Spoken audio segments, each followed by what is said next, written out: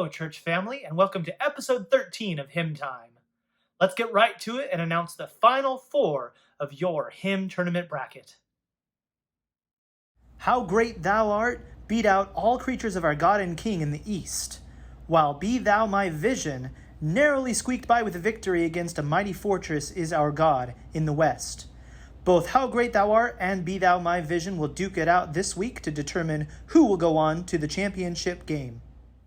Meanwhile, Crown Him with Many Crowns beat out What a Friend We Have in Jesus in the South. And in the Midwest, Amazing Grace beat Holy, Holy, Holy.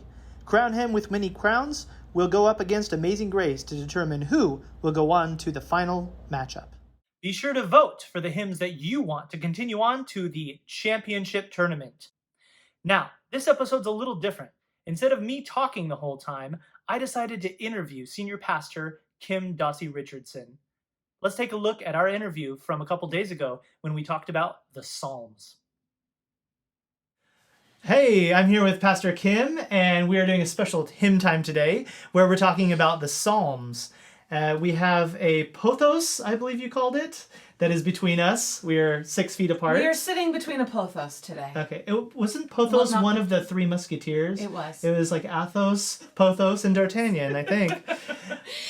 Anyway, doesn't have anything to do with Psalms, but I decided because the Psalms are part of the Bible and Kim is our resident Bible scholar, that we would talk about the hymns, the Psalms rather, and where they came from, what they are, how they've evolved over the years. So let's get started. My first question is, where does the word psalm come from?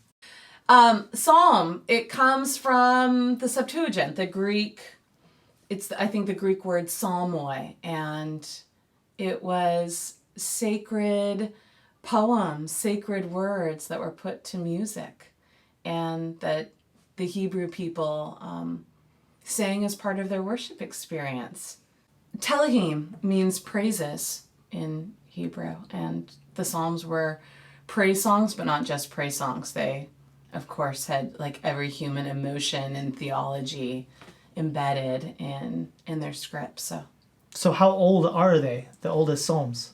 There's debate over that, but I think that some of the dating suggests like 1500 BCE. Wow. And who were the authors or author of the Psalms? Were there multiple authors? There were multiple authors. We know that for sure. There's great debate over the reliability of the inscriptions, because I think like almost 130, maybe 129 of the Psalms have an inscription and an author and a context, but whether it was actually David or part of the Davidic kingdom or part of the body of literature ascribed to David, but maybe actually written by somebody in honor of King David or in David's voice. Scholars debate this wildly. Yes, there are authors associated with different Psalms, and those may or may not be reliable. But we think that there are many voices that contributed to the Psalms. So a lot of the Psalms seem to be based around King David. Even if they're not by him, they seem to be based around him. Yes. Was he a big fan of music? King David was a huge fan of music and played many instruments. And sang and cried out and lamented and used music extensively, I think, in his leadership and in his relationship with God. Yeah, it's interesting as you read through the Psalms. Some of them are very praiseful, and some of them are really tough to read. Whoever the author is, seems to just be really venting and offloading to God about their troubles, sometimes even almost struggling with God with those problems and verging on sort of saying, God, why are you doing this to me? Yeah, absolutely. This is one of the reasons why I love the Psalms so much, and why I think that human beings have taken comfort in them for thousands of years. They are not sanitized for our hearing or for God's. And so to present faith as something that we need to hide behind or filter before we can approach God, I think is just, I think it's disputed in the Psalms themselves. They have every human emotion and so there's a scholar, Walter Brueggemann, he's one of our great theologians of the day, but he talks about how the Psalms actually follow this pattern of orientation, disorientation, and reorientation. And they follow the very life rhythms of our being. Orientation, maybe describing our praise and when all is well in the world and when things make sense and when we can see God's abundance in creation and our lives roll out.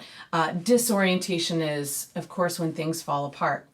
And we hear about very real enemies. We hear about internal battles. We hear about doubt and deep feelings of abandonment in the Psalms. And then you have reorientation Psalms that are what happens on the other side. And I think what we're living through right now with the pandemic, we know that whatever we return to will not be like it was. I think that we're actually living the psalmist experience right now, and we're going to end up in reorientation where what we hope is that you have a new reality and you've worked through some disillusionment, but there is a deeper assurance in God and in the human experience and an ability to withstand all things that is on the other side of this, that is actually purer and more authentic and more real than where you started. I think all of that happens in the Psalms. Well, we're going to listen to one of them right now that I think deals with a lot of those subjects, Psalm 23. Ah, yes. So let's check that one out.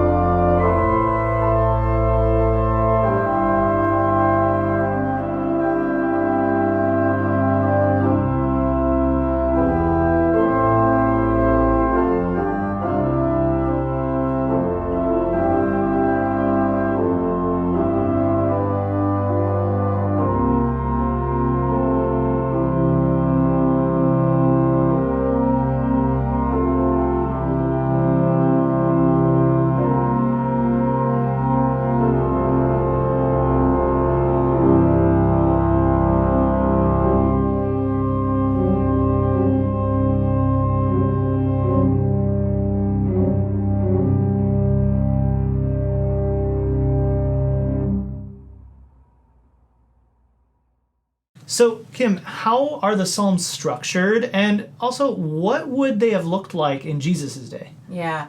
So there is so much written on the Psalms. I think that there's like at least a couple of commentaries written a year.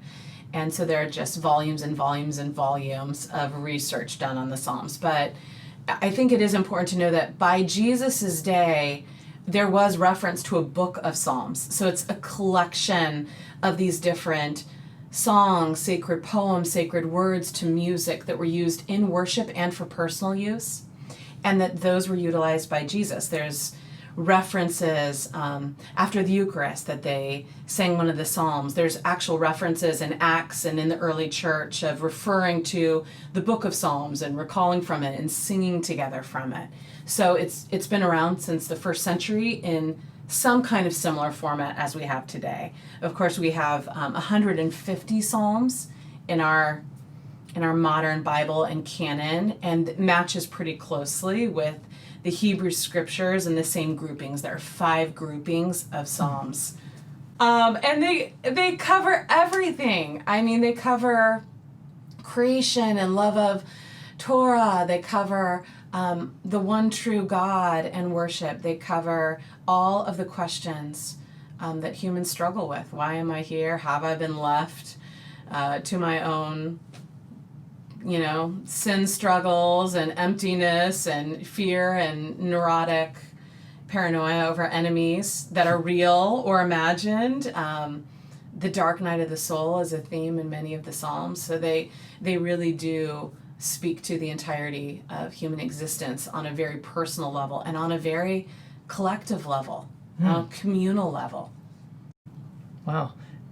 Now, because I'm a musician and these are songs, one of the questions I have, I don't know if you know anything about this or not, but do you know how they would have been presented or what they would have sounded like? What instruments would have been used? Now, some people, I don't know, archaeologists have found some things, and so people have made arguments that it sounded a lot like ancient, like Hebraic chant or similar to, what we've heard passed down through the centuries in Hebrew singing.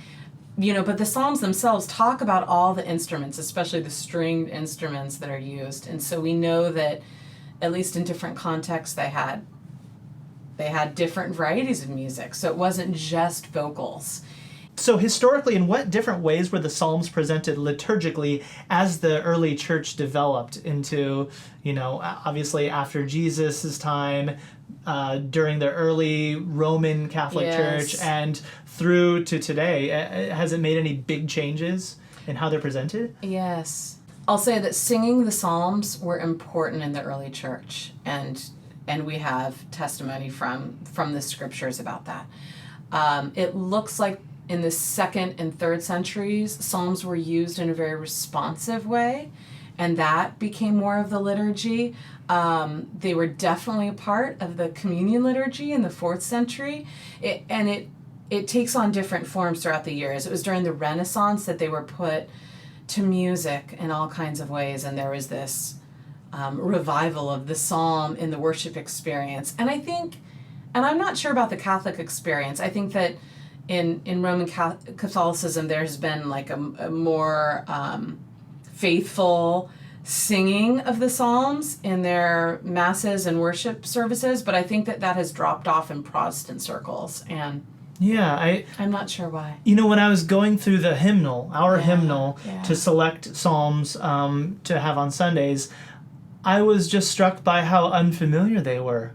Yeah. I mean, the content, we know the lyrical content pretty well because they're recited, but I was struck by how the music was very unfamiliar, and I found myself in a part of the hymnal that I don't normally find myself in. So, I mean, I would encourage the folks at home, if they have a hymnal and have access to it, to look through the Psalms and maybe go on YouTube and hear what some of them sound like.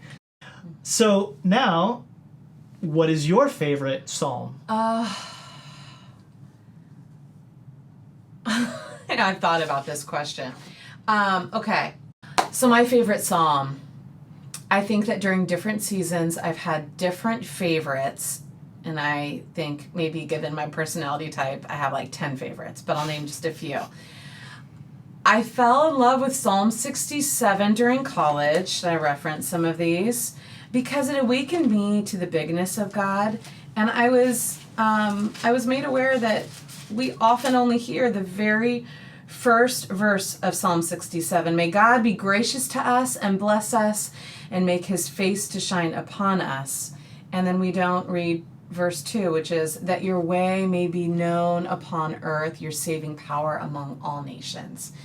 And that entire psalm, I think it was a time in my life when I was traveling the world and doing service projects in Africa and became increasingly aware of, oh, this isn't like the God of my part of the world or my people. God is so much bigger than that. And yes, make his face shine upon us, but the whole earth. Like, other people are not left out of that. And so let's be mindful. I do love Psalm 23.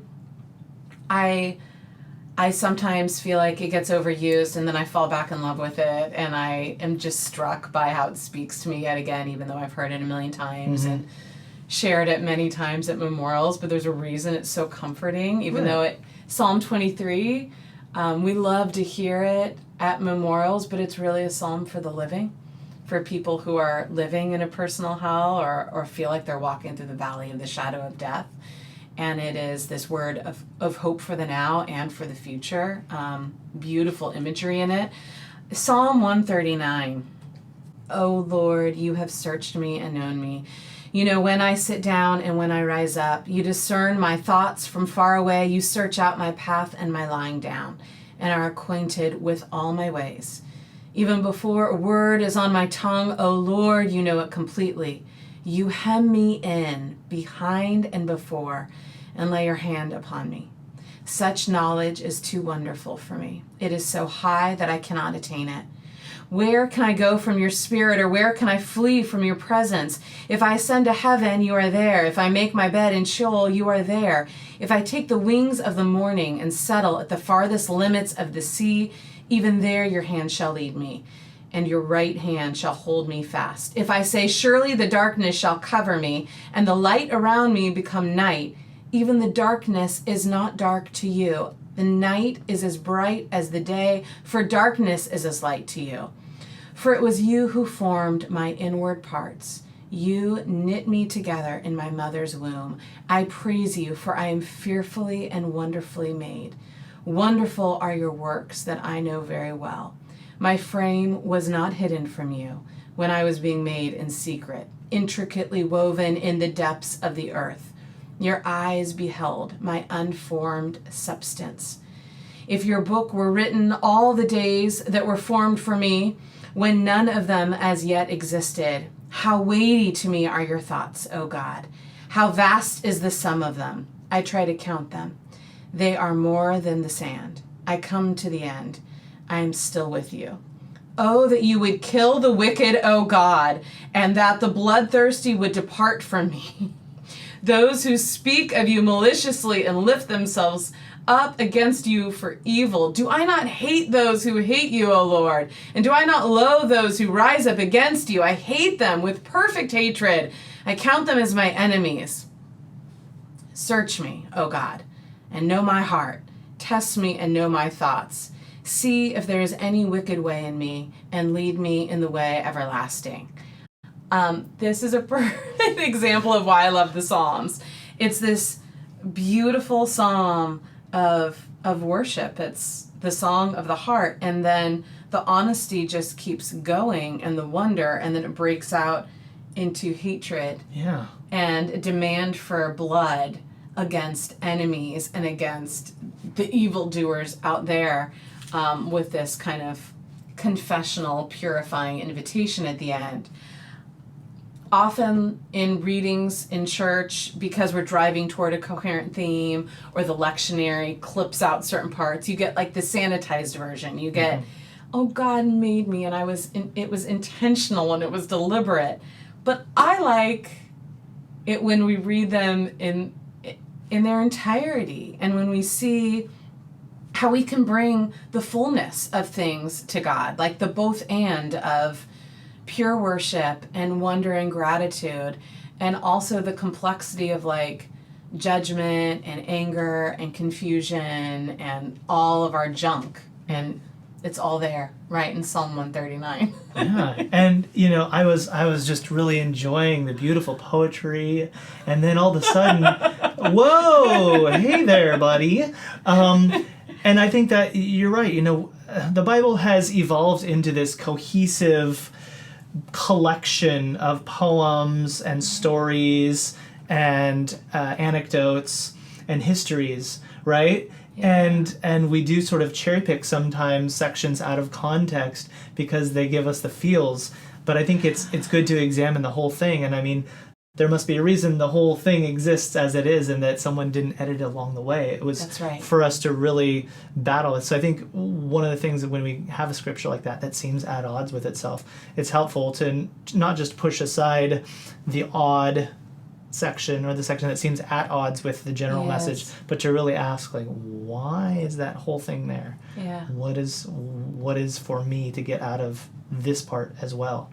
And sometimes it makes us a little uncomfortable, right? Yeah, and to, I think, hold those dueling realities in ourselves, the tension of opposites. And I think that as followers of Christ, we're compelled by Christ's love to love not just neighbor, but to love enemy. And yet enemies feel very real in our world. It may even feel real in our own family, and especially in our political system right now. And the wanting to blame or to control what's happening. I mean, all of that shows up in the Psalms. And again, this one is attributed to David. David certainly wrote some of the Psalms. We're just not sure what was exactly from David's pen or what was written in David's honor as like, this is how David felt when he was being hunted down by Saul or whoever, and how tapping into David's experience and lived reality for their own. So, well, thank you so much for taking the time to come here and share your thoughts on the Psalms. Andrew, thank you for having me. Yeah.